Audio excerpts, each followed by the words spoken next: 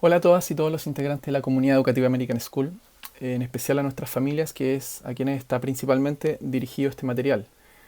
Yo soy Sebastián, coordinador curricular del colegio, y en esta ocasión estoy en mi casa cumpliendo con el periodo de cuarentena de manera responsable, empática, consciente, y les invito también a cumplir con él por el bien de todas y todos.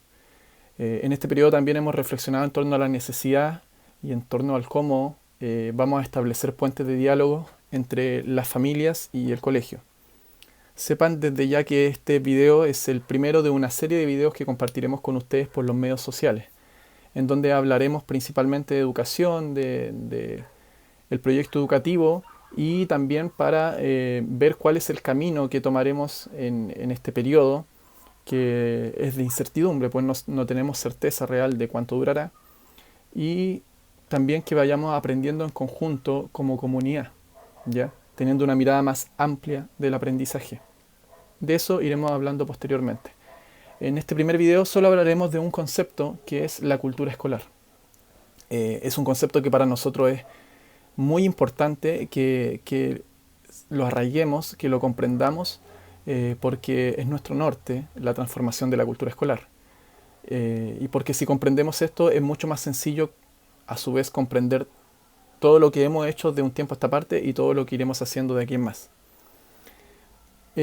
Para poder entender esto de la cultura escolar, en primera instancia debemos definir de manera muy básica qué entendemos por cultura.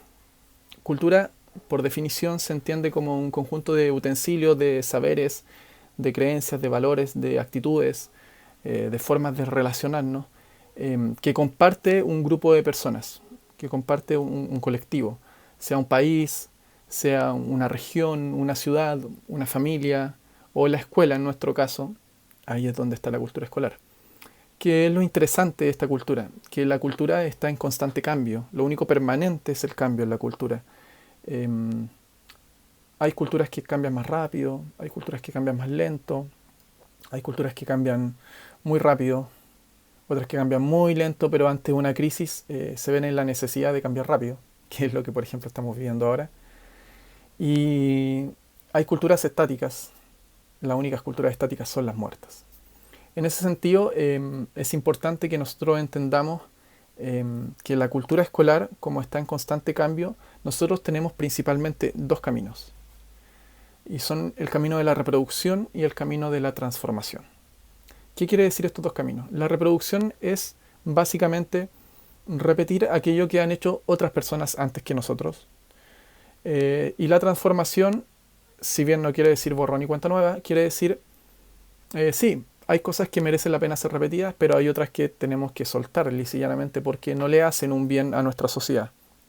Eh, Esto lo podemos extrapolar a distintas esferas de nuestra sociedad.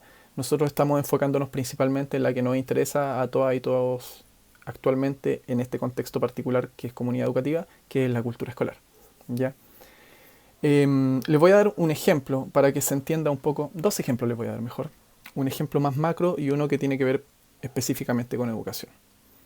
Hasta hace pocos años la gente creía, o porque así precisamente lo decían las investigaciones hasta ese tiempo, que más o menos hasta principios de los años 90, la gente creía que la mayoría de las enfermedades eran traspasadas de manera genética, ¿ya? Por ejemplo, un caso bien particular y bien coherente con nuestra realidad como país. Eh, por ejemplo, si mi papá tiene diabetes, un médico de los años 90 me hubiese dicho, tienes que cuidarte porque tu papá tiene diabetes y esto es genético y probablemente a ti también te dé diabetes. Bueno, en realidad de los años 90 en adelante surgió la epigenética, que de forma bien vaga la vamos a definir como los hábitos de vida, eh, que a su vez transforman, no transforman la genética, sino que le quitan peso. Y lo que se ha descubierto, lo que ha descubierto las investigaciones científicas, es que en realidad nuestras enfermedades dependen en un no más de un 7%, entre un 7 y un 8% de lo genético. Y el otro 90 y tanto por ciento, 92, 93%, depende de nuestros hábitos de vida. Entonces en realidad probablemente, más que decir te va a dar diabetes porque tu padre tenía diabetes, lo que nosotros debiésemos decir es, mira, tú te criaste con tu padre y tu padre por sus hábitos de vida generó en él la enfermedad de la diabetes. Si tú continúas con los hábitos de vida heredados de él, probablemente también reproduzca la diabetes. Pero no es por un factor genético, es por la epigenética, es por la reproducción de sus hábitos de vida. ¿Ya? Ahí, por ejemplo, nosotros tenemos que la reproducción nos llevó a reproducir la enfermedad, mientras que la transformación nos llevó a tener una vida más saludable. ¿Ya? Llevémoslo a la educación. Por ejemplo, hay un objetivo en lenguaje y comunicación, no recuerdo así específicamente cómo es completo, pero que en el fondo quiere decir que el profesorado debe fomentar el gusto por la lectura en el estudiantado. A alguien en algún momento de la historia pedagógica en Chile se le ocurrió que la lectura mensual eventualmente podría fomentar el gusto por la lectura. Y en la mayoría de los colegios se reproduce esa acción de la lectura mensual, cuando en realidad no necesariamente cumple con el objetivo, o peor aún, en muchos casos genera precisamente todo lo contrario, que no exista un gusto por la lectura. Entonces ahí vemos también cómo reproducimos una estrategia metodológica que no da resultado. En ese sentido es necesario repensar esa estrategia y buscar otra que sí tienda a la mejora continua de los aprendizajes y tienda a fomentar precisamente ese objetivo, que es el gusto por la lectura. ¿Ya? Ahí tenemos otro ejemplo más cotidiano que tiene que ver con la educación. ¿Qué es lo interesante y complejo a la vez? Lo interesante, como ya les dije, es que la cultura está en constante cambio. Lo complejo, o complejo para nosotros, que nos situamos desde una perspectiva en el PI que tendemos a la transformación o que buscamos la transformación de la cultura escolar, es que es mucho más fácil reproducir que transformar.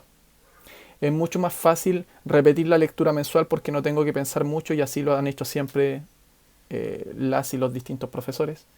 Es mucho más fácil comer y beber lo que come y bebe mi padre y no hacer ejercicio como él no lo hace, porque así reproduzco. Entonces siempre es más fácil reproducir, porque transformar requiere de una toma de conciencia y requiere de un cambio de hábito, que es lo complejo. Por eso es tan complejo. En educación lo es aún más. ¿Por qué? Y con esto termino. Porque todas y todos hemos ido a la escuela formal. Todas y todos tenemos una experiencia educativa e interpretamos la educación actual desde nuestra experiencia, desde nuestra historia de interacciones en educación.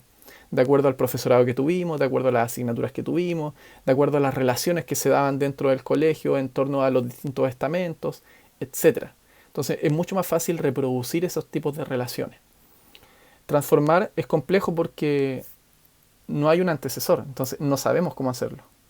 Requiere de mucha experimentación, requiere de mucha innovación, requiere de mucha reflexión, requiere de pensamiento crítico, que son habilidades cognitivas relativamente complejas.